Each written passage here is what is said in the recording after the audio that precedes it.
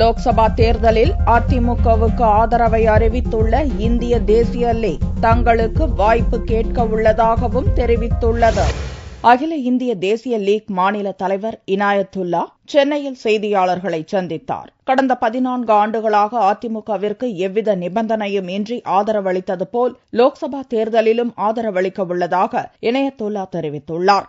அதிமுகவுடன் கூட்டணி வைத்து எம்எல்ஏக்களை பெற்றவர்கள் தங்களது செல்வாக்கை நிலைநிறுத்தி வெளியேறிவிட்டதாக கூறிய அவர், லோக்சபா தேர்தலில் தங்களுக்கு வாய்ப்பு கேட்கப்படும் என்றார்.